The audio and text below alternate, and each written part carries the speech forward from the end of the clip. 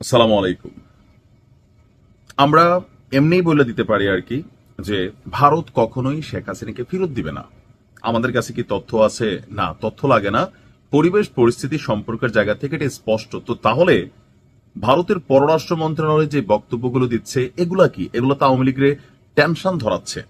এগুলো হচ্ছে diplomatic language, অর্থাৎ কূটনৈতিক ভাষা। আপনি তলে তলে যাই করেন, কিন্তু রাষ্ট্র টু রাষ্ট্রের মধ্যে যখন একটা চিঠি লেনদেন হয়, দেয়ার ইজ এ সিস্টেম, এবং সিস্টেমটার যে language should be diplomatic language, অর্থাৎ আপনাকে কূটনৈতিকভাবে এখানে পক্ষপাতিত্ব এগুলা করা যাবে না কোনো ব্যক্তি বিশেষ রাজনৈতিক দলের প্রতি। আপনাকে যে ল্যাঙ্গুয়েজ ইউজ করতে হবে সেটা হচ্ছে যেই রাষ্ট্র আছে আপনার প্রতিবেশী বা আপনার সাথে সম্পর্ক কানেক্টেড, তাদের সাথে আপনার ভাষাগত ব্যবহারটা থাকতে হবে ওই দেশের কল্যাণে।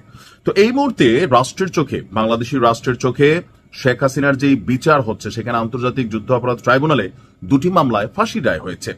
যেহেতু শেখ হাসিনা ভারতে অবস্থানরত আছেন, তো তাকে দেশে ফেরানোর জন্য ভারতের সাথে যেই বন্দি বিনিময় বা প্রত্যর্পণ চুক্তি, সেই চুক্তি অনুযায়ী শেখ হাসিনাকে ফেরত পাঠানোর জন্য বাংলাদেশ সরকার দ্বিতীয়বারের মতন একটা চিঠি দিয়েছে ভারতকে। এর আগে কিন্তু একটা চিঠি দিছে, ওইটার কোনো জবাব ভারত এখনো দেয় নাই, তবে চিঠি পাওয়ার স্বীকারোক্তি দিছে। এখন চিঠি পেয়ে তারা কি বলছে, কেন আওয়ামী লীগের অনেক নেতা কর্মীদের মধ্যে কিছুটা টেনশন আছে যে কি সিদ্ধান্তটা আসে, আর বাকিরা নিশ্চিত যে আর কিসের পাঠাবে, এগুলা হচ্ছে জাস্ট কথার কথা। ভারতের গণমাধ্যম দ্য স্টেটমেন্টস একটা প্রতিবেদন প্রকাশ হয়েছে। আন্তর্জাতিক অপরাধ ট্রাইব্যুনালে মৃত্যুদণ্ডপ্রাপ্ত বাংলাদেশের সাবেক প্রধানমন্ত্রী শেখ হাসিনাকে প্রত্যর্পণের চিঠি পাঠিয়েছে বাংলাদেশ, এবং সেই চিঠিটা হাতে পেয়েছে ভারত। জয়সওয়াল বলছেন, এই ভারতের যিনি পররাষ্ট্র মন্ত্রণালয়ের স্পিকম্যান বা স্পোকার, তো বা স্পিকার যেটি হোক, তিনি বলছেন যে শেখ হাসিনাকে প্রত্যর্পণের জন্য বাংলাদেশের কাছ থেকে নতুন করে একটি অনুরোধ এসেছে।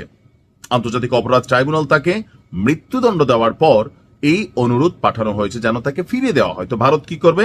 ভারত বলছে হ্যাঁ, এই অনুরোধটি চলমান বিচারিক এবং আভ্যন্তরীণ আইনি প্রক্রিয়ার অংশ হিসাবে পর্যালোচনা করা হচ্ছে। পর্যালোচনা কবে শেষ হবে?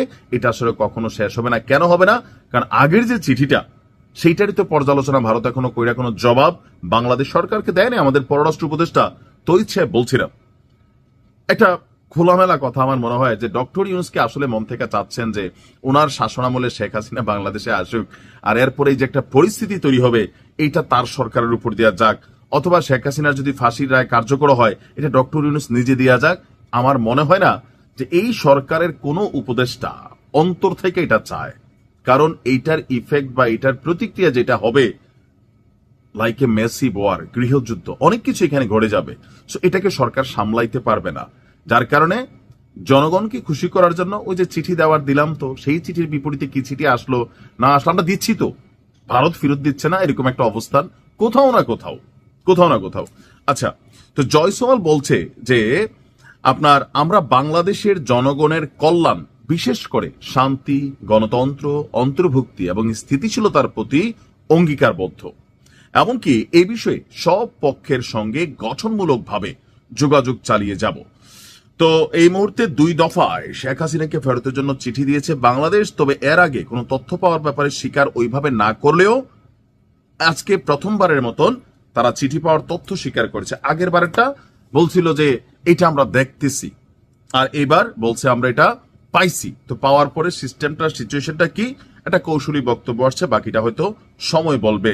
তবে আমরা এতটুকু জানি যে ভারত কখনো আওয়ামী লীগের সুসময় আসার আগ পর্যন্ত শেখ হাসিনাকে ফেরত দিবেন, এটা মোটামুটি বাচ্চারাও বোঝে। তারপরেও দেখা যাক রাষ্ট্র হিসেবে কি ভূমিকা নেয়, সময় বলে দিবে। আসসালামু আলাইকুম।